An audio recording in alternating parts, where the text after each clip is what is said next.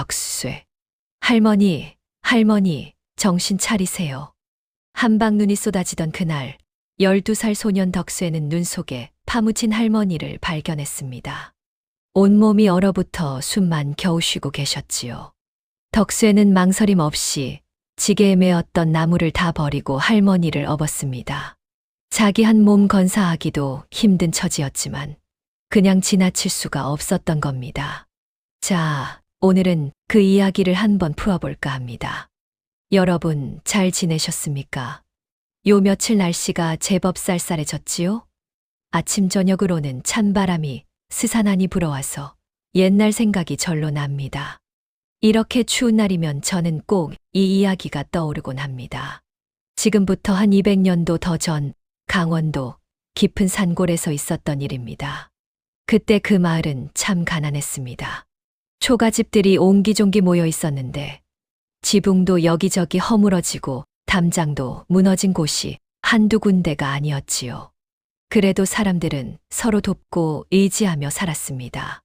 농사 짓고 나무 해다 팔고 품팔이도 하면서 근근히 끼니를 이어갔습니다. 그 마을 어귀, 그러니까 마을에서 제일 외진 곳에 무너져가는 오두막이 하나 있었습니다. 거기에 덕쇠라는 아이가 혼자 살고 있었습니다. 나이는 겨우 12살. 아직 어린아이라 해도 될 나이였지요. 이 덕쇠는 7살 때 부모님을 역병으로 한꺼번에 잃었습니다. 친척이라고는 아무도 없었고 그렇다고 데려가 줄 사람도 없었습니다. 그래서 부모님이 남긴 허름한 오두막에서 혼자 살게 된 겁니다. 덕쇠는 동이 트기도 전에 일어났습니다. 차가운 방바닥에서 몸을 일으켜 세우면 입에서 하얀 김이 모락모락 피어올랐지요. 손발은 꽁꽁 얼어 있었지만 이 아이는 서둘러 누더기 같은 옷을 껴입고 밖으로 나갔습니다. 마을 부잣집으로 품팔이를 가야 했거든요. 덕쇠 왔니? 예, 김마님, 오늘은 뭘 도와드릴까요? 마당 좀 쓸고 물도 길어다 놔라. 그리고 나무도 좀 패야겠구나. 예, 알겠습니다. 덕쇠는 부지런히 움직였습니다. 마당을 쓸고 우물에서 물을 길어 항아리에 가득 채우고 도끼로 장작을 팼습니다. 손이 시려워 빨개지고 입김을 호호 불어가며 일했지요. 그렇게 반나절을 일하면 주인마님이 보리밥 한 공기와 엽전 몇 잎을 주었습니다. 점심때가 되면 덕쇠는 산으로 올라갔습니다. 나무를 하러 가는 겁니다. 지게를 메고 산길을 오르면서 떡갈나무, 참나무 같은 단단한 나무를 찾았지요. 그런 나무를 베어다가 장에 내다 팔면 쌀이나 보리쌀을 조금 살 수 있었습니다. 오후 내내 나무를 하고 나면 해가 뉘엿뉘엿 넘어갔습니다. 저녁이 되어 오두막으로 돌아오면 덕쇠는 그제야 밥을 지었습니다. 쌀은 귀했으니 보리쌀에 나물 조금 넣어 죽을 쏘았지요. 그 죽 한 그릇을 호호 불어가며 먹으면 온몸에 따뜻함이 퍼졌습니다. 방은 좁고 추웠지만 덕쇠는 불평하지 않았습니다. 대신 아궁이에 나뭇가지라도 몇 개 넣어 불을 지폈습니다. 그러면 잠시나마 방이 따뜻해졌지요. 이렇게 혼자 살아가는 아이였지만 덕쇠는 밝았습니다. 마을 어르신들을 만나면 언제나 환하게 웃으며 인사를 했습니다. 할아버지, 안녕하세요. 덕쇠 왔구나. 오늘도 품팔이 갔다 오니? 예, 오늘은 장작도 많이 팼습니다. 그러면 할아버지가 고개를 끄덕이며 등을 토닥여주곤 했습니다. 마을 사람들은 덕쇠를 불쌍하게 여기면서도 기특하게 생각했습니다. 저렇게 어린 나이에 혼자서도 꿋꿋하게 살아가니 말입니다. 어느 날은 마을 할머니 한 분이 덕쇠를 불러 세웠습니다. 덕쇠야, 이거 먹어라. 할머니가 주먹밥 하나를 건넸습니다. 보리밥에 된장 조금 넣어 만든 주먹밥이었지요. 덕쇠는 두 손으로 공손히 받아들고는 허리를 깊이 숙였습니다. 할머니, 정말 고맙습니다. 90도로 인사하는 모습을 보고 할머니는 눈시울을 붉혔습니다. 저렇게 착한 아이가 왜 혼자 고생을 해야 하는지 안타까웠던 겁니다. 덕쇠는 품팔이로 받은 엽전을 함부로 쓰지 않았습니다. 절반은 꼭 따로 모아두었지요. 깨진 독 속에 한 푼 두 푼 모아놨습니다. 언젠가 돌아가신 부모님 제사라도 제대로 지내보려는 마음이었습니다. 아직 어린 나이지만 부모님을 잊지 않았던 겁니다. 그렇게 겨울이 깊어갔습니다. 올해 겨울은 유난히 추웠습니다. 밤이면 바람이 쌩쌩 불어와 오두막 문틈으로 찬바람이 새어 들어왔지요. 덕수에는 구멍난 이불을 뒤집어 쓰고 몸을 웅크리며 잠을 청했습니다. 섣달 20닷새 날 밤이었습니다. 덕수에는 독 속에 모아둔 엽전을 꺼내 세어봤습니다. 20냥 정도 됐습니다. 이 정도면 쌀 한 말은 살 수 있었지요. 덕수에는 생각했습니다. 내일 산에 가서 나무 좀 더 해다가 팔면 설 전에 쌀도 사고 부모님께 간단하게나마 제사도 지낼 수 있겠구나. 덕수에는 그날 밤 일찍 잠자리에 들었습니다. 내일은 일찍 일어나서 산에 올라가야 했으니까요. 마음속으로는 벌써부터 부모님 산소에 인사드릴 생각에 가슴이 따뜻해졌습니다. 밖에서는 바람이 불고 하늘에서는 눈발이 날리기 시작했습니다. 덕수에는 그것도 모른 채 깊은 잠에 빠져들었습니다. 내일이면 이 아이의 인생을 바꿀 큰 만남이 기다리고 있다는 것도 모른 채 말입니다. 다음 날 새벽 덕수에는 동트기 전에 눈을 떴습니다. 밖에서 바람 소리가 요란했습니다. 문을 열어보니 밤사이 눈이 한 뼘은 더 쌓여 있었지요. 하늘은 잿빛이었고 아직도 가는 눈발이 날리고 있었습니다. 오늘 산에 가도 될까? 잠시 망설였지만 덕수에는 지게를 둘러매고 집을 나섰습니다. 설 전에 나무라도 팔아야 쌀을 살 수 있었으니까요. 해진 삼배옷에 집신을 신고 손에는 도끼를 들었습니다. 입에서는 하얀 김이 모락모락 피어올랐지요. 마을을 지나 산길로 접어들었습니다. 눈이 무릎까지 쌓여서 한 걸음 한 걸음 내딛기가 힘들었습니다. 발을 들어 올릴 때마다 눈 속에서 뽑히는 소리가 뽀드득 뽀드득 났지요. 덕수에는 거친 숨을 내쉬며 천천히 올라갔습니다. 후후. 언손을 입김에 호호 불어가며 계속 걸었습니다. 산속은 고요했습니다. 바람 소리와 덕수의 발자국 소리만 들렸지요. 새들도 추운 날씨에 숨어버렸는지 지저귀는 소리조차 들리지 않았습니다. 한 시즌쯤 올라갔을까요? 덕수에는 평소 나무를 하던 자리에 도착했습니다. 떡갈나무 몇 그루가 서 있는 곳이었지요. 도끼를 들어 나무를 찢기 시작했습니다. 억차, 억차. 도끼를 내리칠 때마다 나무 껍질이 튀었습니다. 손은 시렸지만 일을 하다 보니 몸은 점점 따뜻해졌지요. 땀이 이마에 송글송글 맺혔습니다. 덕수에는 쉬지 않고 나무를 베었습니다. 한 그루, 두 그루, 세 그루. 적당한 크기로 잘라서 지게에 차곡차곡 쌓았습니다. 옷이 무렵이 되자 지게에 나무가 가득 찼습니다. 이 정도면 장에 내다 팔면 쌀 서너 되는 살 수 있었지요. 덕수에는 만족스러운 표정으로 지게를 둘러맸습니다. 무게가 상당했지만 견딜만 했습니다. 자, 이제 내려가자. 덕수에는 왔던 길을 되짚어 내려가기 시작했습니다.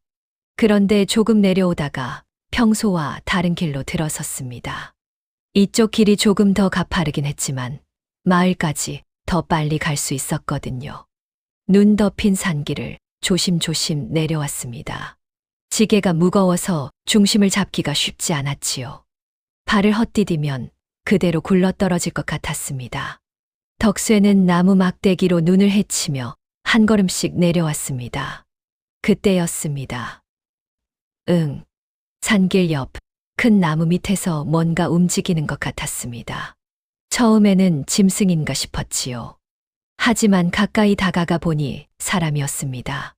머리가 허연 할머니가 눈 속에 반쯤 파묻혀 쓰러져 있었던 겁니다. 할머니, 할머니. 덕수에는 깜짝 놀라 지게를 벗어 던지고 할머니 곁으로 달려갔습니다. 할머니는 무명옷을 입고 계셨는데 옷이 눈에 젖어 얼어붙어 있었습니다. 얼굴은 파랗게 질려 있었고 입술은 새파랗게 변해 있었지요. 할머니, 정신 차리세요. 덕수애가 할머니 어깨를 흔들었습니다. 처음에는 아무 반응이 없었습니다. 하지만 계속 흔들자 할머니가 가까스로 눈을 떴습니다. 눈동자에 초점이 없었지요. 아가. 할머니가 힘없는 목소리로 중얼거렸습니다. 할머니, 왜 여기 계세요? 어디 아프세요? 덕수애가 다급하게 물었습니다. 할머니는 몇 번 입술을 달싹이더니 간신히 말을 이었습니다. 그냥 가거라. 늙은이는 이제 끝이니. 무슨 말씀이세요? 안 됩니다. 덕수애는 할머니를 일으켜 세우려 했습니다. 하지만 할머니 몸이 너무 차갑고 굳어 있어서 쉽지 않았지요. 할머니가 또 중얼거렸습니다. 나를 버렸어. 자식들이 나를 버렸단다. 그 말을 듣는 순간 덕수애는 가슴이 철렁했습니다. 자식들이 할머니를 산에 버렸다는 뜻이었습니다. 그런 일이 있을 수 있다는 게 믿기지 않았지만 지금은 그럴 때가 아니었습니다. 어떡하지? 이대로 두면 할머니가 얼어 돌아가시겠는데. 덕수애는 주위를 둘러봤습니다. 마을까지는 아직 한참 남았습니다. 해는 점점 기울어가고 있었지요. 이 추운 날씨에 밤이 되면 할머니는 틀림없이 얼어 죽을 겁니다. 덕수애는 더 이상 망설이지 않았습니다.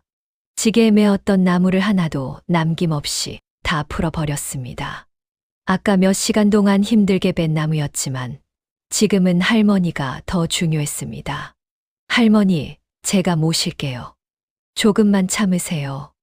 덕수애는 빈 지게를 등에 메고 할머니 앞에 무릎을 꿇었습니다. 할머니를 업으려는 겁니다. 할머니가 힘없이 말했습니다. 아가, 너까지 고생할 것 없다. 그냥 가거라. 안 됩니다. 저 혼자 갈 수 없어요. 덕수애는 할머니 팔을 자기 어깨에 걸쳤습니다. 그리고 힘을 주어 일어섰지요. 할머니가 생각보다 가벼웠습니다. 오랫동안 제대로 먹지 못하셨던 모양입니다. 그래도 12살 아이에게는 결코 가벼운 무게가 아니었습니다. 덕수애는 이를 악물고 걷기 시작했습니다. 한 발 한 발 내디딜 때마다 다리가 후들거렸지요. 눈길이라 발이 자꾸 미끄러졌습니다. 넘어질 뻔할 때마다 나무를 붙잡고 중심을 잡았습니다. 아가, 정말 미안하구나. 할머니가 덕수애 등에 엎인 채 미안하다고 중얼거렸습니다. 덕수애는 대답 대신 더 힘을 주어 걸었습니다. 얼마나 걸었을까요? 중간에 5번쯤 넘어졌습니다. 넘어질 때마다 할머니를 다치지 않게 감싸 안았지요. 덕수의 무릎과 팔꿈치에서는 피가 났지만 신경 쓸 겨를이 없었습니다. 해가 뉘엿뉘엿 넘어가기 시작했습니다. 하늘이 붉게 물들었지요. 덕수애는 거친 숨을 몰아쉬며 계속 걸었습니다. 다리는 후들거렸고 등은 땀에 흠뻑 젖었습니다. 하지만 멈출 수가 없었습니다. 조금만 더. 덕수애는 스스로에게 말했습니다. 마을이 보이기 시작했습니다. 저 아래 초가집들이 희미하게 보였지요. 조금만 더 가면 됩니다. 마침내 마을 어귀에 도착했습니다. 그리고 자기 오두막까지 왔지요. 덕수애는 마지막 힘을 짜내어 문을 열고 안으로 들어갔습니다. 조심스럽게 할머니를 방바닥에 눕혔습니다. 할머니, 이제 괜찮아요. 여기 따뜻하게 해드릴게요. 덕수애는 부엌으로 뛰어가 급하게 아궁이에 불을 지폈습니다. 나뭇가지와 낙엽을 넣고 불씨를 일으켰지요. 연기가 모락모락 피어오르고 불길이 타오르기 시작했습니다. 방으로 돌아와 보니 할머니는 여전히 눈을 감고 계셨습니다. 숨은 쉬고 계셨지만 얼굴색이 좋지 않았지요. 덕수애는 자기가 덮던 누더기 이불을 꺼내 할머니께 덮어드렸습니다. 밖은 어느새 깜깜해졌습니다. 눈은 여전히 내리고 있었지요. 덕수애는 할머니 곁에 앉아 할머니 손을 잡았습니다. 얼음장같이 차가운 손이었습니다. 부디 괜찮으시길. 덕쇠는 마음속으로 빌었습니다. 오늘 벌 돈은 하나도 없었지만 그런 건 중요하지 않았습니다. 사람 목숨이 돈보다 훨씬 소중하다는 걸 어린 덕쇠도 알고 있었으니까요. 그날 밤 덕쇠는 한숨도 자지 못했습니다. 밤새 아궁이에 나무를 넣으며 불을 지폈지요. 방을 따뜻하게 해야 할머니가 깨어나실 수 있을 것 같았습니다. 나무가 모자라자 자기가 앉을 의자까지 부숴서 아궁이에 넣었습니다. 할머니는 밤새 헛소리를 하셨습니다. 미안하다. 어미가 집만 된다고. 효자라더니 나를 사네. 중얼중얼 뭔가를 계속 말씀하셨지만 덕쇠는 무슨 말인지 알아듣기 힘들었습니다. 다만 할머니가 많이 괴로워하신다는 것만은 알 수 있었지요. 덕쇠는 할머니 손을 꼭 잡아드렸습니다. 할머니, 괜찮아요. 이제 안전해요. 동이틀 무렵 할머니가 잠깐 눈을 뜨셨습니다. 덕쇠를 보고 눈을 깜빡이셨지요. 여기가 어디니? 할머니, 저희 집이에요. 어제 산에서 모셔왔어요. 할머니는 천천히 주위를 둘러보셨습니다. 낡고 허름한 방이었지만 따뜻했습니다. 그리고 다시 눈을 감으셨지요. 덕쇠는 안도의 한숨을 쉬었습니다. 숨을 쉬고 계시니 살아계신 겁니다. 아침이 되자 덕쇠는 부엌으로 갔습니다. 쌀독을 열어보니 보리쌀이 바닥을 드러내고 있었습니다. 조금밖에 남지 않았지요. 덕쇠는 그나마 남은 보리쌀을 다 꺼내 죽을 쑤었습니다. 물을 많이 부어 묽게 만들었습니다. 그래야 할머니가 드시기 편할 테니까요. 죽이 끓자 덕쇠는 사발에 담아 방으로 가져갔습니다. 할머니를 조심스럽게 일으켜 세웠습니다. 할머니는 눈을 뜨지 못하셨지만 입은 살짝 벌리셨지요. 덕쇠가 숟가락으로 죽을 떠서 할머니 입에 넣어드렸습니다. 할머니, 드세요. 따뜻한 죽이에요. 할머니가 천천히 죽을 삼키셨습니다. 한 술, 두 술, 세 술. 반 사발쯤 드시고는 더 이상 입을 벌리지 않으셨습니다.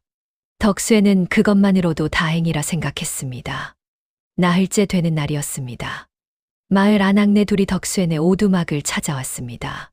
소문을 들었던 겁니다. 덕쇠가 산에서 할머니를 업고 왔다는 이야기 말입니다. 덕쇠야, 집에 있니? 아, 예, 들어오세요. 아낙네들이 방문을 열고 들어와 할머니를 보더니 혀를 찼습니다. 어휴, 이게 무슨 일이니? 덕쇠야, 내가 왜 남의 할머니를. 그러게 말이야. 제 한 몸도 못 건사하는 주제에 웬 노인네를 모셔왔대. 덕쇠는 고개를 숙였습니다. 하지만 목소리는 단호했습니다. 그래도 사람인데요. 그냥 둘 수가 없었어요. 에구, 착하긴 한데. 내가 먹을 것도 없을 텐데. 어쩌려고 그러니? 아낙네들은 안타까운 표정으로 고개를 저었습니다. 그래도 집으로 돌아갈 때 보리쌀 한 대와 김치 조금을 두고 갔습니다. 가난한 마을이었지만 사람들은 서로를 외면하지 않았던 겁니다. 덕쇠는 여전히 새벽부터 품팔이를 나갔습니다. 하지만 이제는 점심때 꼭 집에 들렀습니다. 할머니께 죽을 쏘어드리고 방에 불이 꺼지지 않았나 확인했지요. 그러고는 다시 일터로 돌아갔습니다. 저녁이 되면 산에서 나무를 해왔습니다. 전보다 더 많이 해왔지요. 할머니를 위해 방을 따뜻하게 해야 했으니까요. 밤이 되면 아궁이에 나무를 계속 넣었습니다. 자기는 얇은 옷 하나만 걸치고 추위를 견뎠지만 할머니께는 이불을 두껍게 덮어드렸습니다. 밥을 지을 때도 달라졌습니다. 예전에는 자기 혼자 먹을 만큼만 지었는데 이제는 두 사람 몫을 지었지요. 그런데 덕쇠는 한 공기만 먹고 나머지는 모두 할머니께 드렸습니다. 할머니가 많이 드셔야 기운을 차리실 거라고 생각했던 겁니다. 열흘쯤 지났을까요? 할머니가 조금씩 기운을 차리셨습니다. 이제는 눈도 또렷하게 뜨시고 말씀도 하실 수 있었지요. 아가, 내 이름이 뭐니? 덕쇠라고 해요, 할머니. 덕쇠. 고마운 이름이구나. 덕쇠야, 정말 미안하고 고맙다. 할머니 눈에서 눈물이 주르르 흘러내렸습니다. 덕쇠는 당황해서 손을 내저었습니다. 괜찮아요, 할머니. 우리 할머니도 저 어릴 때 이렇게 돌봐주셨어요. 너도 할머니가 계셨구나. 네, 그런데 7살 때 돌아가셨어요. 어머니, 아버지랑 같이요. 할머니는 또 눈물을 흘리셨습니다. 이렇게 어린 나이에 혼자가 된 아이가 자기를 구해준 겁니다. 할머니 가슴이 미어졌지요. 보름이 지나자 할머니는 혼자 앉아 계실 수 있게 되셨습니다. 덕쇠가 품팔이 나간 사이에 방 안을 조금씩 정리하셨지요. 덕쇠 옷도 개어놓고 방바닥도 쓸었습니다. 덕쇠가 저녁에 돌아오면 깜짝 놀랐습니다. 할머니, 몸조리 하셔야지. 왜 이런 일을 하세요? 가만히 있으니 미안해서 그랬단다. 내가 나 때문에 얼마나 고생하는데. 괜찮아요. 할머니는 그냥 편히 쉬세요. 하지만 할머니는 조금씩 할 수 있는 일을 하셨습니다. 밥을 지을 수는 없었지만 나무를 다듬는다거나 덕쇠 해진 옷을 꿰매는 일은 하셨지요. 혼자 오래 살아온 할머니에게 누군가를 돌보는 일은 익숙한 일이었습니다. 한 달쯤 지났을 때였습니다. 마을 총각 하나가 덕쇠를 불러 세웠습니다. 덕쇠야, 내가 그 할머니를 언제까지 모실 거니? 모르겠어요. 할머니가 건강해지실 때까지요. 그 할머니 자식들을 찾아봐야 하는 거 아니냐? 덕쇠는 고개를 저었습니다. 할머니가 자식들에게 버림받았다는 걸 알고 있었거든요. 그 이야기를 할머니한테 직접 듣지는 못했지만 산에서 할머니를 발견했을 때 들었던 말을 기억하고 있었습니다. 겨울이 깊어갔습니다. 눈은 계속 내렸고 날씨는 더 추워졌지요. 하지만 덕쇠네 오두막 안은 따뜻했습니다. 할머니와 덕쇠가 함께 있었으니까요. 어느 날 저녁 밥을 먹고 난 뒤였습니다. 할머니가 덕쇠를 바라보며 말씀하셨습니다. 덕쇠야, 너는 천사 같은 아이구나. 무슨 말씀이세요, 할머니? 할미 자식들은 할미를 버렸단다. 그런데 너는 남인 나를 이렇게. 할머니 목소리가 떨렸습니다. 덕쇠는 할머니 손을 잡았습니다. 할머니, 이제 저도 할머니가 생겼잖아요. 할머니는 제 할머니예요. 그 말에 할머니는 한참을 우셨습니다. 자식들에게 버림받은 슬픔보다 이 착한 아이를 만난 기쁨이 더 컸던 겁니다. 밤이 되어 덕쇠가 잠들자 할머니는 천장을 보며 생각했습니다. 이 아이 덕분에 살아났으니 이제 이 아이를 위해 무언가를 해야겠다고 말입니다. 할머니 마음속에 조그만 계획이 싹 트기 시작했습니다. 정월 대보름이 지나고 입춘이 다가왔습니다. 매서운 추위도 조금씩 누그러지기 시작했지요. 처마 끝에 매달려 있던 고드름이 녹아 떨어지고 지붕에 쌓였던 눈도 서서서 사라졌습니다. 마당 한쪽에서는 복수초가 고개를 내밀었습니다. 덕쇠가 아침에 그걸 발견하고는 할머니를 모셔왔습니다. 할머니, 봄이 오나 봐요. 꽃이 피었어요. 할머니는 지팡이를 짚고 마당으로 나오셨습니다. 이제는 혼자 걸으실 수 있을 정도로 건강을 회복하셨지요. 노란 복수초를 보시더니 환하게 웃으셨습니다. 그러게, 겨울이 가는구나. 할머니는 햇볕을 쬐며 평상에 앉으셨습니다. 따뜻한 봄볕이 얼굴을 감쌌습니다. 2달 전만 해도 죽을 뻔했던 할머니가 이렇게 건강해지셨다니 덕쇠는 신기하고 기뻤습니다. 할머니, 제가 산에 다녀올게요. 냉이랑 달래 좀 캐올게요. 그래, 조심해서 다녀오너라. 덕쇠는 바구니를 들고 뒷산으로 올라갔습니다.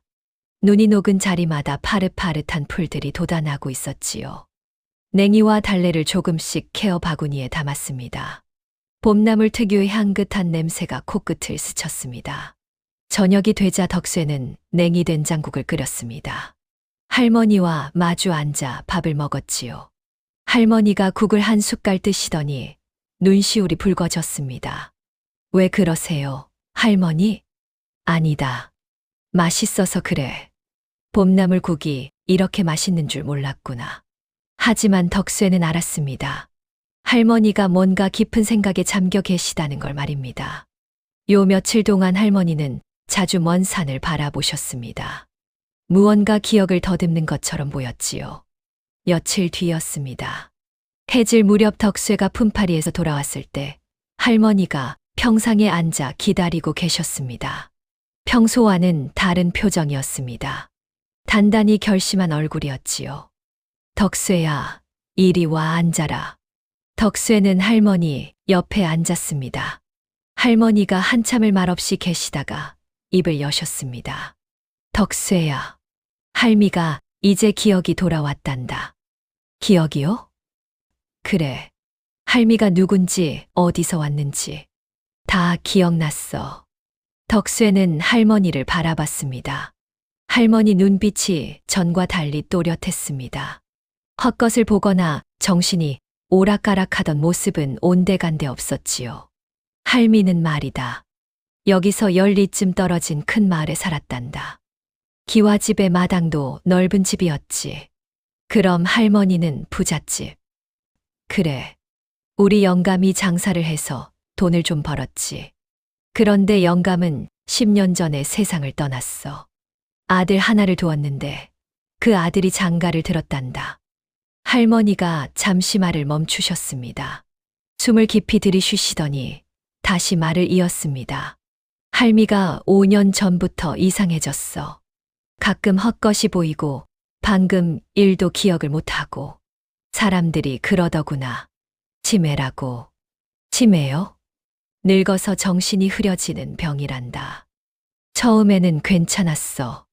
며느리도 잘 돌봐줬고. 그런데 점점 할미 증세가 심해졌지. 밤에 헛소리하고 낮에도 집 나가서 길을 잃고. 할머니 목소리가 떨렸습니다. 덕수는 가만히 듣고 있었습니다. 며느리가 시어머니 돌보는 게 힘들었나 보구나. 아들한테 하소연도 많이 했어. 어머님이 집만 되신다. 이러다 우리 집안 망한다. 그런 말들을 했지. 할머니, 작년 섣달이었어. 어느 날 며느리가 할미한테 왔단다. 어머님, 오늘 장에 가실까요? 좋은 물건 사드릴게요. 그러더구나. 할미는 좋아서 따라 나섰지. 할머니가 눈을 감으셨습니다. 그날의 기억이 떠오르는 모양이었습니다. 며느리가 할미를 수레에 태웠어. 그리고는 한참을 갔지. 산길로 사람 없는 곳으로. 그러고는 산 중턱에 할미를 내려놓더구나. 덕수의 가슴이 철렁했습니다. 어머님, 여기서 좀 기다리세요. 제가 물 좀 뜨고 올게요. 며느리가 그렇게 말하고는 그대로 가버렸어. 수레를 몰고 산을 내려가더구나. 그럼 일부러. 그래. 할미를 버린 거야. 산에 내다 버린 거지. 할머니 눈에서 눈물이 흘러내렸습니다. 하지만 목소리는 차분했습니다. 처음에는 며느리가 정말 물들어 간 줄 알았어. 그래서 기다렸지. 한 시즌, 두 시즌. 해가 저물어도 안 오더구나. 그제야 알았어. 나를 버리고 간 거라는 걸. 덕수의 눈에도 눈물이 고였습니다. 할미가 길을 찾으려 했는데 정신이 오락가락하니 어디가 어딘지 모르겠더라고. 눈은 계속 내리고 추위는 살을 내는 것 같고 그렇게 며칠을 헤맸던 것 같구나. 그러다 더 이상 걸을 힘이 없어서 나무 밑에 쓰러졌어. 그리고 내가 나를 찾아준 거지. 할머니가 덕수의 손을 잡았습니다. 덕수야, 내가 아니었으면 할미는 그날 죽었을 거야. 진작에 얼어 죽었겠지. 할머니, 고맙다. 정말 고맙구나. 내 목숨을 살려줬어. 두 사람은 한참을 말없이 앉아 있었습니다. 노을이 하늘을 붉게 물들이고 있었지요. 덕수가 조심스럽게 물었습니다. 할머니, 그럼 이제 어떻게 하실 거예요? 할머니는 고개를 들어 먼 산을 바라봤습니다. 할미 집이 어디 있는지 이제 기억났단다. 며느리가 용서할 수는 없지만 아들한테는 한마디 해야겠구나. 아드님한테요. 그래. 아들은 어미를 버린 게 아니야. 며느리가 거짓말을 했을 거야. 아마 어머니가 장에 가셨다가 안 돌아오신다고 했겠지. 아들은 지금도 할미를 찾고 있을지 모른다. 덕수에는 고개를 끄덕였습니다. 할머니 말이 맞는 것 같았습니다. 덕수야, 할미랑 같이 가주겠니? 그 마을까지. 그럼요, 할머니. 언제 갈까요? 며칠 뒤에 가자. 할미가 좀 더 기운을 차려야겠구나. 그날 밤 덕수에는 잠이 오지 않았습니다. 할머니를 모시고 그 마을에 가면 어떻게 될까요? 할머니가 가족들을 만나면 기뻐하실까요? 아니면 슬퍼하실까요? 며느리는 뭐라고 할까요? 여러 생각이 머릿속을 맴돌았습니다. 하지만 한 가지는 확실했습니다. 할머니가 원하시는 일이라면 덕수에는 돕고 싶었습니다. 할머니가 편안해지시는 게 가장 중요했으니까요. 사흘 뒤 봄볕이 따사로운 날이었습니다. 할머니와 덕수에는 깨끗한 옷으로 갈아입었습니다. 마을 아낙네가 준 옷이었지요. 할머니는 지팡이를 짚고 덕수에는 할머니 팔을 부축했습니다. 자, 그럼 가볼까? 네, 할머니. 두 사람은 오두막 문을 닫고 길을 나섰습니다. 열리 길은 멀었지만 천천히 걸으면 해지기 전에는 도착할 수 있을 겁니다. 봄바람이 따뜻하게 불어왔습니다. 길가에는 개나리가 노랗게 피어 있었지요. 할머니와 덕수에는 손을 맞잡고 걸었습니다. 앞으로 무슨 일이 벌어질지 모르지만 두 사람은 함께였습니다. 그것만으로 든든했습니다. 열리 길은 생각보다 멀었습니다. 할머니가 아직 완전히 회복하지 못하셔서 자주 쉬어야 했지요. 나무 그늘 아래서 쉬고 개울가에서 물을 마시며 천천히 걸었습니다. 점심때쯤 되자 큰 마을이 보이기 시작했습니다.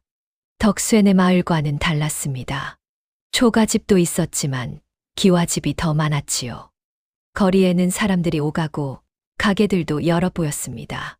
장터도 있었습니다. 할머니가 걸음을 멈추고 마을을 바라보셨습니다. 저기가 우리 집이 있는 마을이구나. 할머니 목소리가 떨렸습니다. 몇 달 만에 보는 고향이었습니다. 덕수에는 할머니 손을 꼭 잡아드렸습니다. 천천히 가요, 할머니.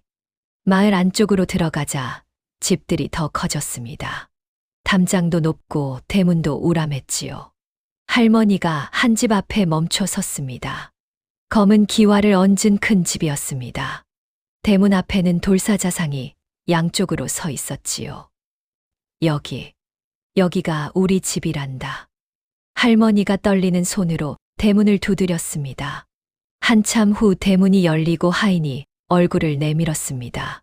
젊은 사내였는데 할머니를 보더니 얼굴이 하얗게 질렸습니다. 마님이십니까? 하인이 소리쳤습니다. 놀라서 뒤로 주춤 물러서기까지 했지요. 할머니가 조용히 말씀하셨습니다. 그래, 나다. 도련님 계시니? 예, 계십니다. 잠깐만 기다리십시오. 하인은 허둥지둥 안으로 뛰어들어갔습니다. 마당 건너편 사랑채를 향해 소리쳤지요. 도련님, 마님이 돌아오셨습니다. 사랑채 문이 벌컥 열렸습니다. 50대쯤 되어 보이는 양반 차림의 남자가 뛰어나왔습니다. 도포를 휘날리며 달려오는 모습이 급했지요. 할머니, 아들이었습니다. 어머니. 아들은 대문 앞까지 달려와 할머니를 보더니 그 자리에 무릎을 꿇었습니다. 그리고 엉엉 울기 시작했습니다. 어머니, 어디 계셨습니까? 제가 죽을 죄를 지었습니다. 일어나거라, 석주야. 할머니가 아들 어깨에 손을 얹으셨습니다. 아들은 고개를 들지 못하고 계속 울었습니다. 어머니, 송구합니다. 어머니를 잃어버리고 석 달 동안 찾아 헤맸습니다. 그래, 내가 날 찾았구나. 할머니 목소리도 떨렸습니다. 아들은 어머니를 버린 게 아니었습니다. 어머니가 실종된 줄만 알았던 겁니다. 그때 안채에서 여자 하나가 나왔습니다. 비단 치마 저고리를 입은 40대쯤 되어 보이는 부인이었지요. 며느리였습니다. 며느리는 할머니를 보더니 얼굴이 새하얗게 변했습니다. 시어머님. 며느리 목소리가 떨렸습니다. 할머니는 며느리를 차갑게 바라보셨습니다. 오랜만이구나. 며느리는 입술을 떨며 다가왔습니다. 그리고 할머니 앞에 무릎을 꿇었지요. 어머님, 살아 계셨군요. 다행입니다. 다행. 할머니가 냉정하게 물었습니다. 며느리는 대답하지 못했습니다. 아들 석주가 어머니를 부축해 안으로 모셨습니다. 덕쇠도 함께 들어갔지요. 넓은 마당에는 하인들이 모여들었습니다. 모두 할머니가 돌아온 걸 보고 놀란 표정이었습니다. 사랑채로 들어가자 석주가 어머니를 상석에 앉게 했습니다. 그리고 다시 무릎을 꿇었지요. 어머니, 대체 어디 계셨습니까? 섣달 20날 장에 나가신다고 하시더니 돌아오지 않으셔서 온 마을을 뒤졌습니다. 관아에도 알리고. 할머니가 며느리를 바라보셨습니다. 석주야, 내 마누라한테 물어봐라. 어미가 어디 갔었는지. 며느리가 고개를 푹 숙였습니다. 온몸이 바들바들 떨렸지요. 뭐라는 말씀이십니까, 어머니? 석주가 어리둥절한 표정으로 물었습니다. 할머니는 천천히 말씀하셨습니다. 내 마누라가 나를 산에 버렸단다. 예. 석주가 벌떡 일어났습니다. 얼굴이 붉어졌지요. 무슨 말씀이십니까? 그날 내 마누라가 나더러 장에 가자고 했어. 수레에 태우더니 산으로 갔지. 그리고 산 중턱에 나를 내려놓고는 그대로 가버렸단다. 거짓말입니다. 며느리가 소리쳤습니다. 하지만 목소리에 떨림이 가득했지요. 어머님이 정신이 혼미하셔서 착각하신 겁니다. 할머니가 며느리를 똑바로 바라보셨습니다. 내가 그랬지. 어머님, 여기서 좀 기다리세요. 제가 물 좀 뜨고 올게요. 그렇게 말하고 수레를 몰고 내려갔어. 나는 기다렸단다. 1시즌, 2시즌. 밤이 되도록 기다렸지. 며느리는 아무 말도 하지 못했습니다. 석주가 며느리를 돌아보았습니다. 정말이오? 정말 그런 짓을 했단 말이오. 며느리가 무릎을 꿇으며 울기 시작했습니다. 용서해 주십시오. 제가 미쳤었습니다. 시어머님 병간호하느라 너무 힘들어서. 그래서 사람을 산에 버린단 말이냐? 석주가 소리쳤습니다. 주먹을 불끈 쥐었지요. 어머니께서 치매가 있으셔도. 그래도 내 어미시다. 어떻게 감히.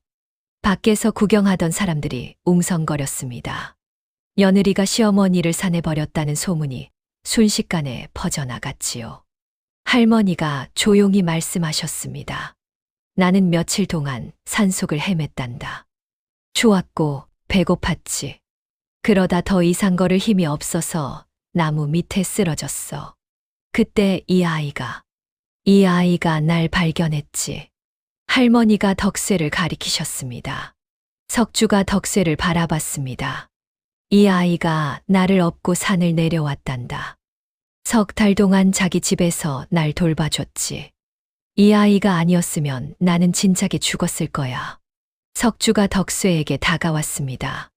그리고 덕쇠 손을 꼭 잡았습니다. 고맙다.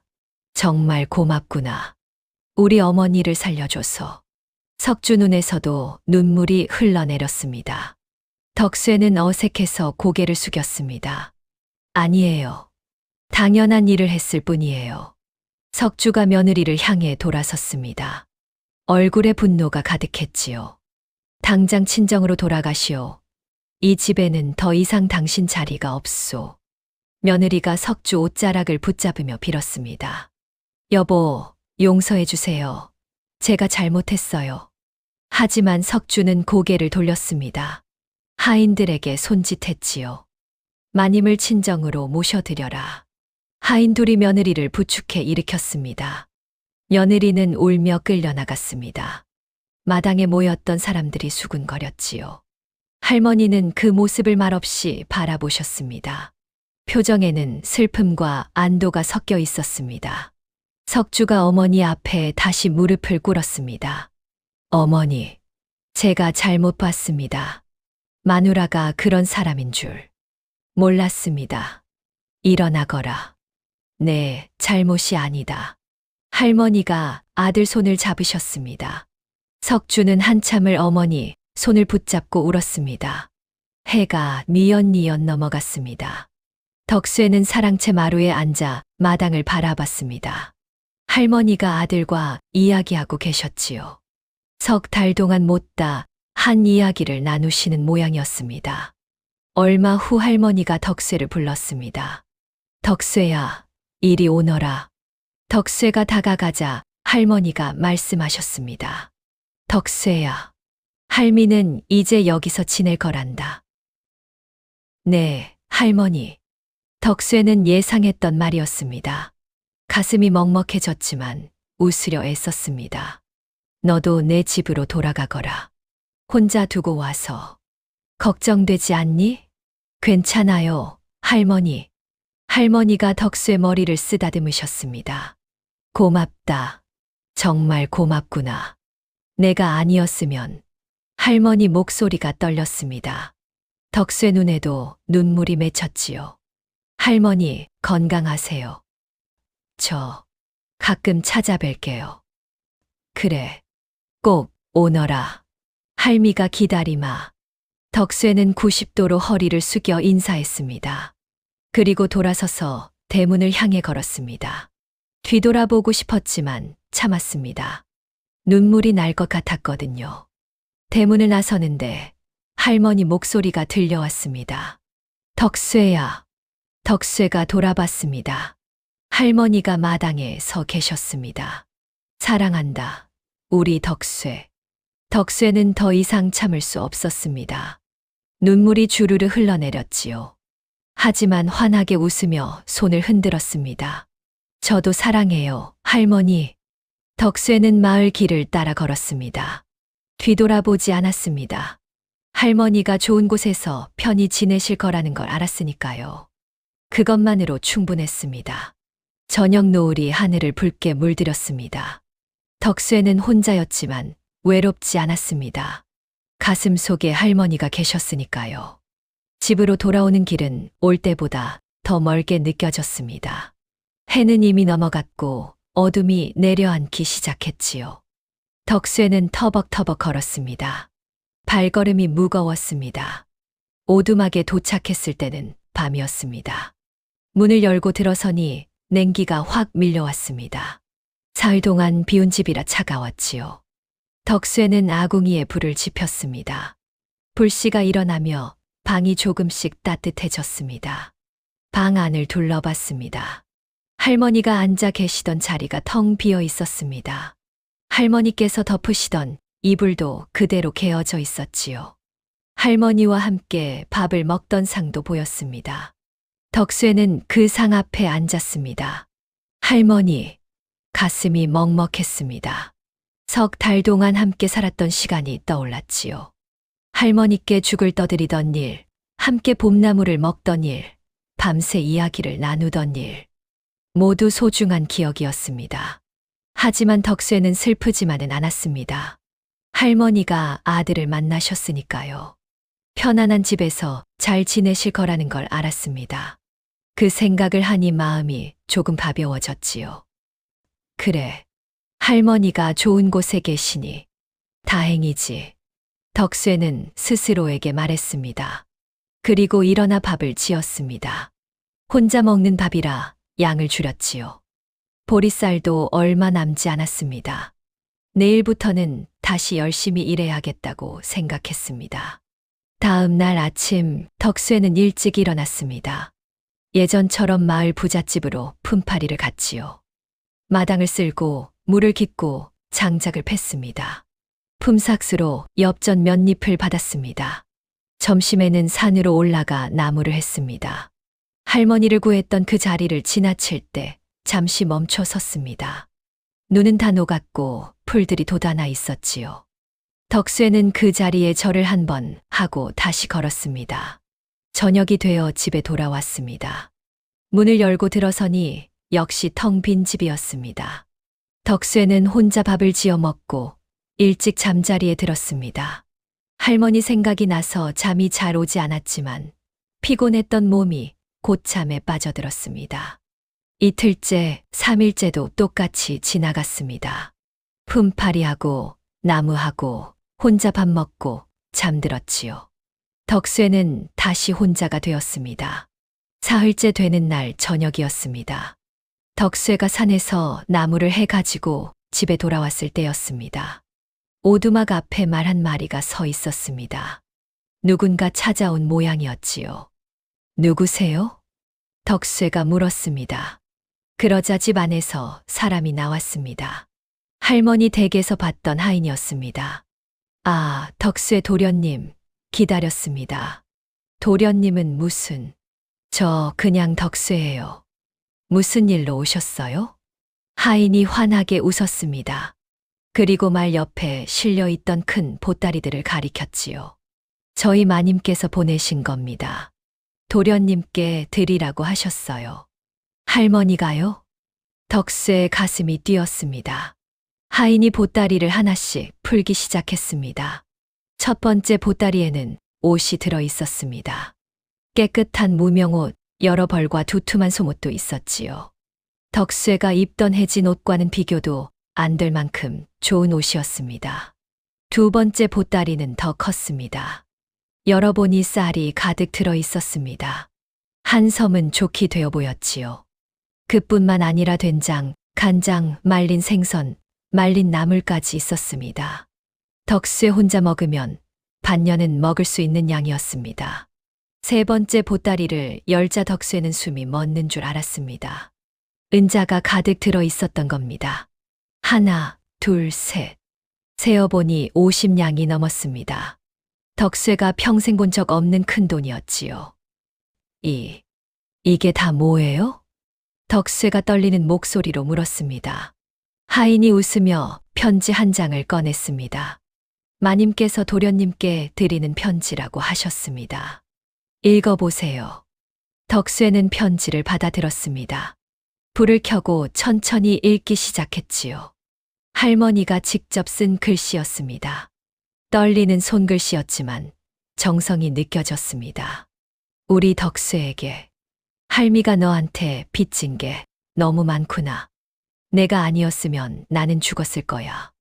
아니, 죽는 것보다 더 외롭고 슬프게 살았을지도 모른다. 내가 나를 살렸고 나를 사람답게 대해줬어. 그 은혜를 어떻게 갚아야 할지 모르겠구나. 보따리 안에 넣어 보낸 것들은 그저 작은 표시일 뿐이란다. 옷을 입고 밥을 먹고 따뜻하게 지내렴. 그리고 덕수야, 할미 소원이 하나 있단다. 내가 우리 집 사랑채에 와서 글 공부를 했으면 좋겠어. 훌륭한 선생님을 모셔놨단다. 내가 오기만 하면 된다. 할미가 너를 친손자처럼 돌봐주마.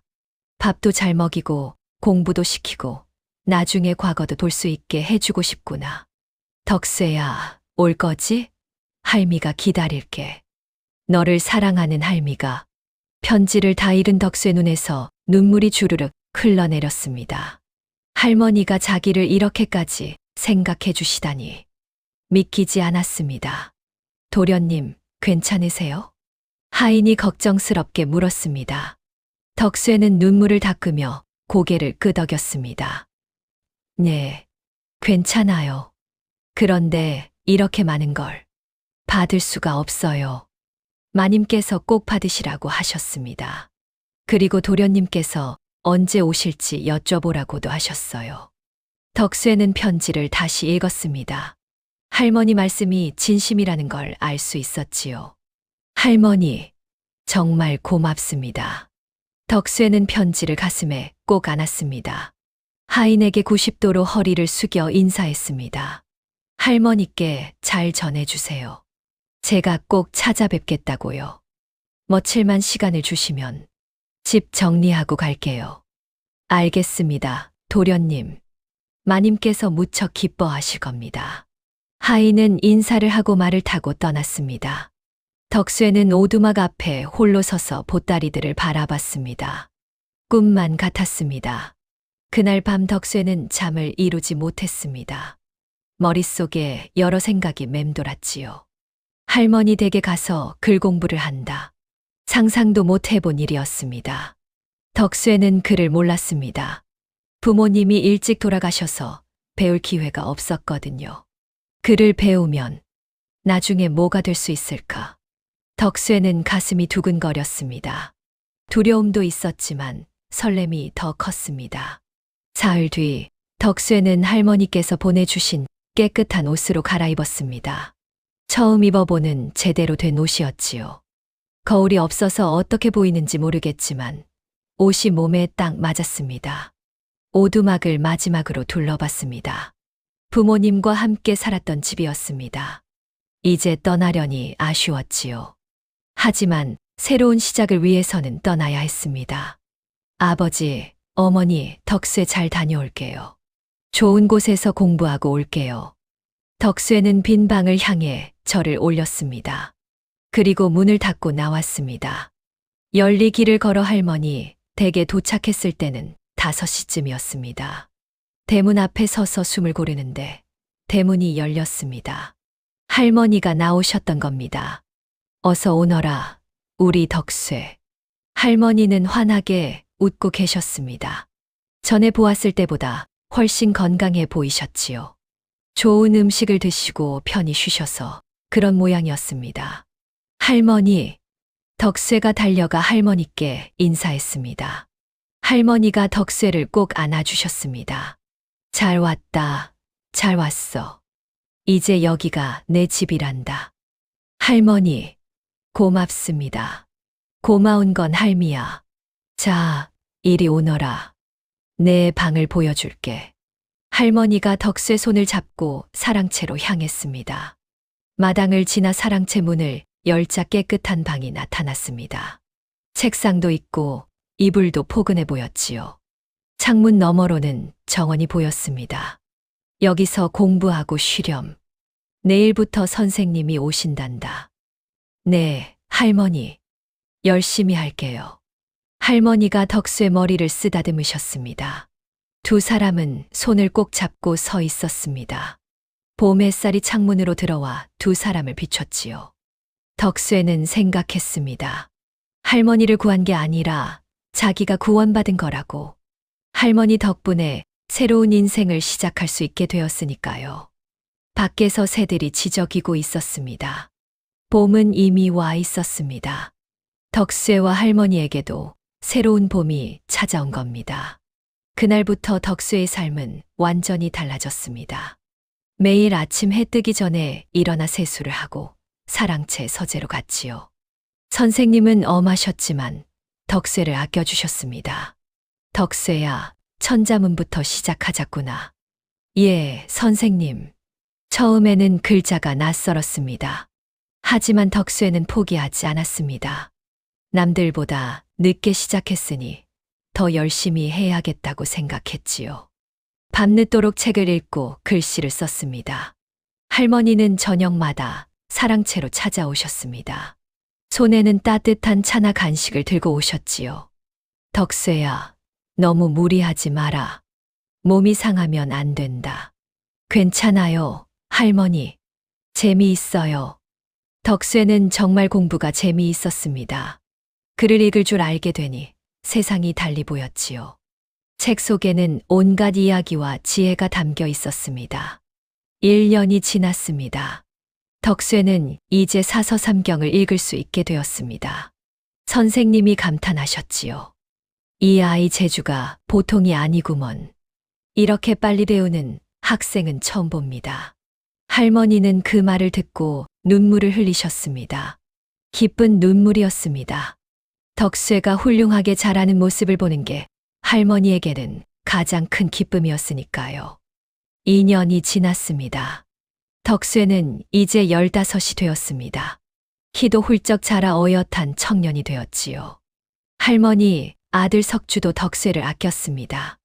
덕쇠, 내가 우리 어머니를 살렸으니 너는 우리 집안의 은인이다. 편하게 지내거라. 고맙습니다. 나리.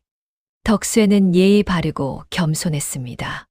공부를 잘해도 교만하지 않았고 하인들에게도 친절했지요. 사람들은 덕쇠를 좋아했습니다. 3년째 되던 해에 할머니가 편찮으셨습니다. 감기에 걸리셔서 며칠 동안 누워 계셨지요. 덕쇠는 밤낮으로 할머니를 돌봤습니다. 죽을 쑤어드리고 약을 다려드리고 밤새 곁을 지켰습니다. 덕쇠야, 내가 공부해야 하는데 할머니가 더 중요해요. 공부는 나중에 해도 돼요. 덕쇠의 정성 덕분인지 할머니는 곧 건강을 되찾으셨습니다. 그 일이 있고 나서 할머니와 덕쇠는 더욱 가까워졌습니다. 진짜 할머니와 손자처럼 지냈지요. 4년, 5년, 6년. 세월은 빠르게 흘렀습니다.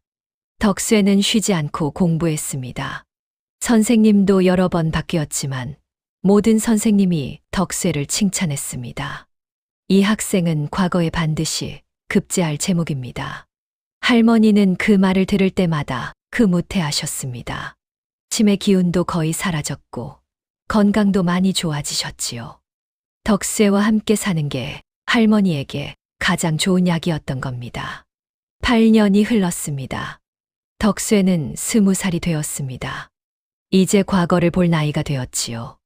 덕쇠야, 올해 과거에 응시해보는 게 어떻겠니? 선생님이 말씀하셨습니다. 덕쇠는 고개를 끄덕였습니다. 그러고 싶습니다, 선생님.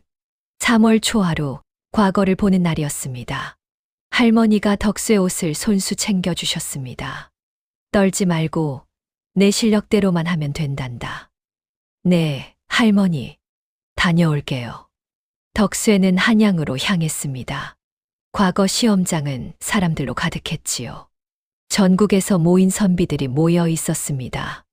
모두 긴장한 얼굴이었습니다. 시험이 시작되었습니다. 덕쇠는 침착하게 문제를 풀었습니다. 8년 동안 배운 것들이 술술 떠올랐지요. 붓을 들어 글을 쓰는데 손이 저절로 움직였습니다. 시험이 끝나고 보름이 지났습니다.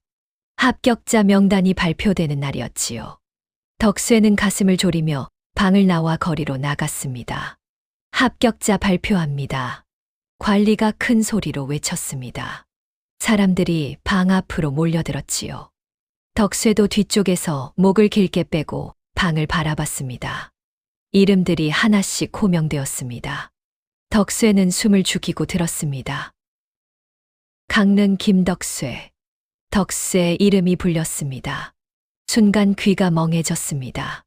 주위 사람들이 축하한다고 등을 두드렸지만 실감이 나지 않았지요. 합격했다. 정말 합격했구나. 덕쇠는 할머니 얼굴이 제일 먼저 떠올랐습니다. 빨리 돌아가서 알려드려야겠다고 생각했습니다. 사흘 뒤 덕쇠는 집으로 돌아왔습니다. 대문을 열고 들어서자 할머니가 마당에 나와 계셨습니다. 덕쇠 얼굴만 봐도 아셨나 봅니다. 합격했구나. 네, 할머니, 합격했어요. 할머니가 덕쇠를 꼭 안아주셨습니다.